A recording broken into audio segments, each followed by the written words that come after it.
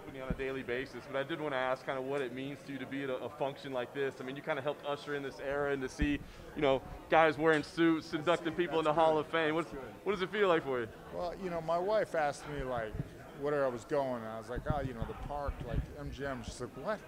She's like, we were in a convention space when Eden and Stefan got in at in the Mandalay Bay Convention Space next to, some supplement autograph station. Like, John Jones was there signing autographs like 50 feet from me, and like people were like leaving me to go get his autograph or something. I was like, yeah, UFC's come a long way. Yeah.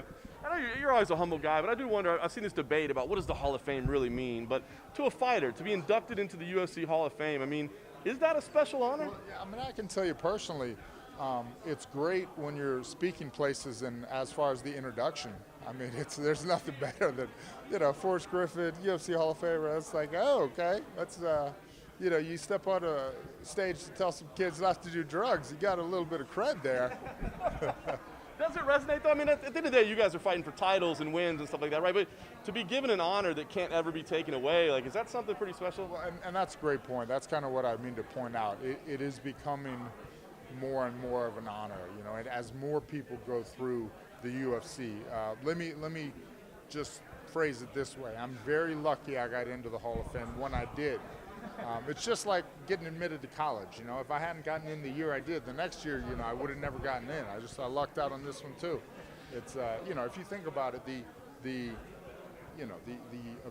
requirements are going to keep growing and growing and growing as more people do more amazing things, and the sport grows around the world. Yeah, that's awesome. Last thing I wanted to ask you about Nick Diaz. There's a whole group of new fans of the sport. Yeah. They've never seen Nick fight. They don't understand why everybody's going all crazy, right? Like, what would you say about what Nick means to sport and why he has this passionate fan base around him that just can't wait to see him back in there this weekend? So Nick's an anomaly to me. I mean, I've been, a fan of his. He's actually my stepdad's favorite fighter. I have no idea why. I think it's just his attitude. But, yeah, I remember watching him and Lawler the first time live, as I'm sure you do too, because we're old. But I wouldn't tell him anything. Just watch, Get Fight Pass and watch his old fights. Like I just watched like a 4-minute highlight of him on Instagram, just smashing people today. So there you go. That's the Nick Diaz story. Does it not upset you that you're not your stepfather's favorite fighter? No, God, no. But that is a good question. That's a good question. So, I mean, Nick Diaz, though, right? Yeah. So when you go to these functions and they introduce you as UFC Hall of Famer, what gets top billing? Former champion or UFC Hall of Famer? That's a good question. I think Hall of Famer. Yeah. Speaking of the title, what do you make of the Jan Glover fight that's coming up at the end of October? Your former belt. Super excited for both those guys. Two great human beings. Two guys that are older in the sport. They're long in the tooth.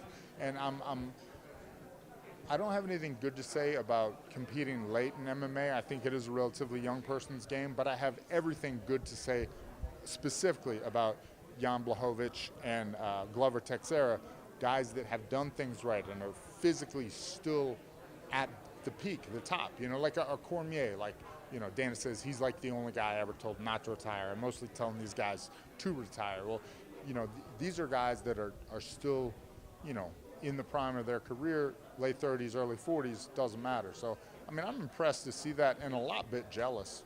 Not a little bit jealous, but a lot jealous. Like, wow, those guys are still fighting, and they're not that much, younger than I am. Well, kind of going off that, like, what do you make of fighters like Darren Till just lost, and he shared a photo of Jan and Charles Oliveira, because they've gone on these long losing streaks in the UFC, and they've gone and become champion. That's kind of become a trend right now in the UFC, right?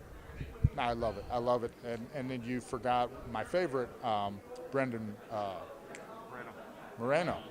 So I love the second half of the story.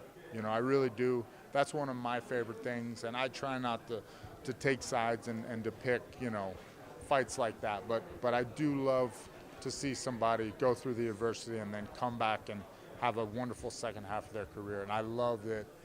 I mean, I just love that that's the way the sport is developing, and that you can do that. Talking about older fighters, what did you make of Anderson's performance against Tito?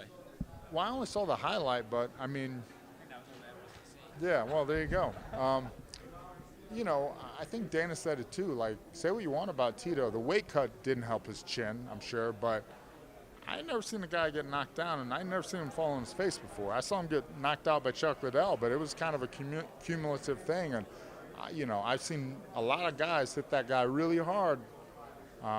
Maybe it's age, maybe it was the weight cut, who knows, but, Anderson still got it, so. Appreciate it. Thanks, sir.